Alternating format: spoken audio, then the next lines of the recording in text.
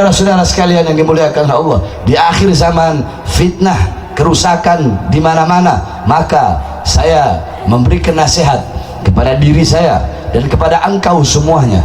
Untuk apa? Untuk lebih mendidik anak-anak kalian dengan pendidikan baginda Nabi besar Muhammad SAW. Saudara-saudara, ini fitnah akhir zaman di mana-mana. Maka jauhkan kalian para guru-guru, ya, para ustadz, para kiai, para habaib yang punya pondok-pondok pesantren, kalian para orang tua yang punya anak-anak yang suka hadir di majelis-majelis taklim, yang di situ terdapat cahaya-cahaya ilmu, yang di situ terdapat cahaya-cahaya Al-Quran, yang di situ terdapat cahaya-cahaya Nabi Muhammad. Adapun kalau ada panggung-panggung ceramah, di situ tidak ada cahaya ilmu, tidak ada cahaya sunnah-sunnah Nabi Muhammad SAW, tidak ada cahaya para aslafun saleh, bahkan yang ada adalah fitnah. Panggung-panggung ceramah yang berisi fitnah, yang berisi adu domba, tinggalkan demi menyelamatkan anak-anak kalian pada fitnah-fitnah dan kerusakan-kerusakan di akhir zaman. Didik anak-anak kalian dengan pendidikan para ulama-ulama salaf. Lihat bagaimana Kiai Haji Abdul Halim, bagaimana Mama Uci, bagaimana beliau-beliau kedekatannya dengan para habaib, kecintaannya kepada para habaib, bagaimana ulama-ulama zaman dulu, kiai belajar sama habaib, habaib belajar lagi sama kiainya, begitu terus. Nah sekarang ada ini ustadz-ustadz yang kencingnya belum lurus, ya, baru kemarin sore karena hasut, iri, dengki plus goblok ingin mengadu domba habaib dengan kiai, ingin mengadu domba habaib dengan para ustadz. Sebenarnya saya malas mau ngomong ini. Loh kok males? Ya saya udah males mau ngomong masalah begini. Sebab kenapa? Sebab saudara-saudara, diam atas orang-orang yang hina itu adalah jawaban atas orang-orang yang hina. Saudara-saudara, kami diam bukan berarti takut, enggak, tetapi saya diam, mulai sekarang saya udah diam, gak mau bahas-bahas itu si Imat itu lagi, enggak. Kenapa saya diam? Karena apa? Karena saya tahu bahwasanya auman singa lebih mahal untuk daripada meladeni gonggongan-gonggongan para anjing-anjing, saudara-saudara. Oleh karenanya didik kau punya putra-putri dengan pendidikan baginda Nabi besar Muhammad SAW. Ibu-ibu semua yang hadir di sini, saya tanya ibu-ibu, emas, intan, permata, berlian, uang kalian taruh di luar rumah apa dalam rumah? Dikunci.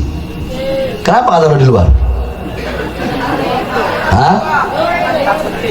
Dicuri, diambil orang, dicuri.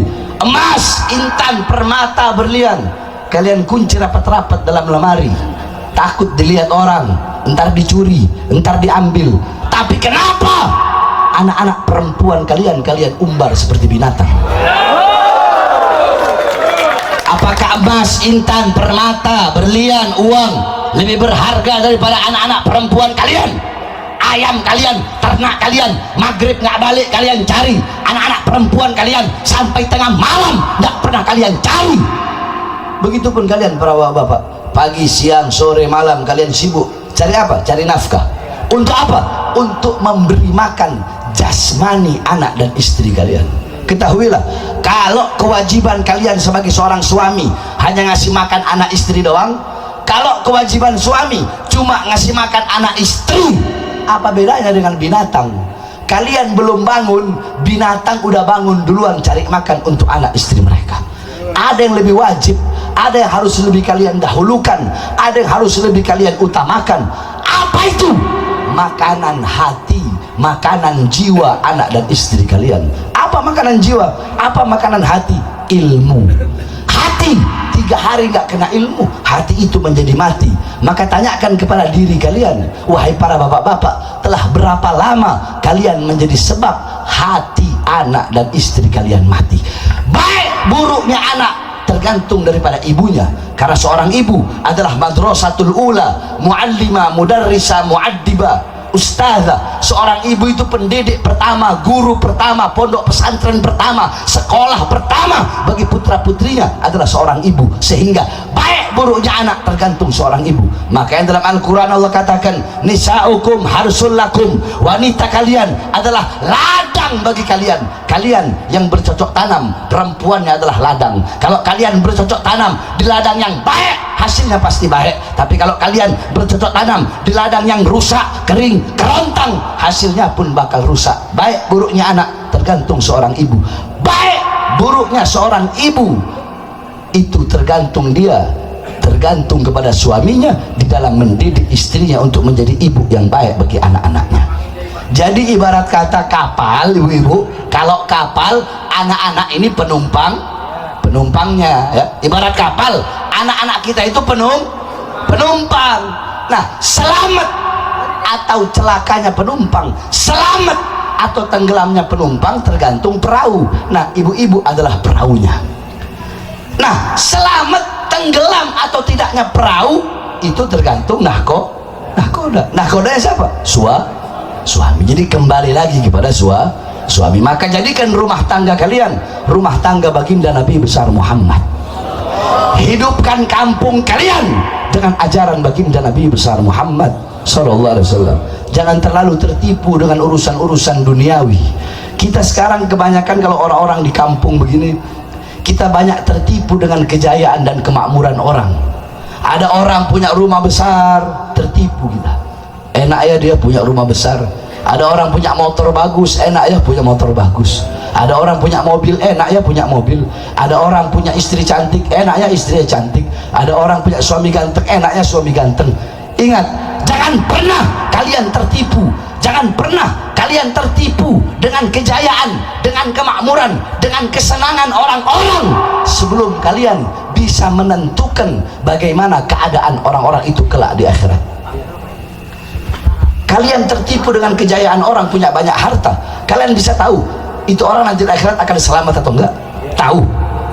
Nah, kalau kalian tidak tahu, kenapa kalian tertipu dengan kejayaannya, kemakmurannya? Terima apa yang telah Allah Subhanahu wa taala berikan. Hilangkan dari hatimu kerisauan, kegelisahan, keganduhan, kegalauan, kekhawatiran. Besok mau makan apa? Jangan ada dalam hatimu kekhawatiran seperti itu. Tanpa engkau sadari, karena kita orang-orang yang lupa, karena kita orang-orang yang lalai. Tahukah engkau bahwasanya Allah selalu memanggilmu, namun engkau tidak pernah memanggil Allah. Kata Allah, wahai hambaku, aku memanggil namamu, namun engkau tidak pernah memanggil namaku. Wahai hamba-hambaku, aku mendekati engkau, aku berusaha selalu dekat dengan kalian, tapi kalian selalu berusaha jauh dariku. Aku memelihara kalian, aku menjaga kalian, aku melindungi kalian. Abakhilana, kata Allah, abakhilana, apakah aku pelit kepada kalian? Apakah aku pelit sehingga kalian pelit terhadapku, kata Allah. Di saat manusia tidak ada yang mengertikan kalian, tidak ada yang menemani kalian, aku selalu menemani kalian. Walaupun kalian lupa kepadaku, aku selalu mengingat kalian. Maka kalian akan mencari Tuhan seperti aku, akan kalian cari di mana, kata Allah. Apakah ada Tuhan seperti aku yang selalu mengingat kalian walaupun kalian lupa kepadanya, yang selalu merahmati kalian, menutup aib-aib kalian walaupun kalian berbuat dosa dalam keadaan telanjang kepadanya?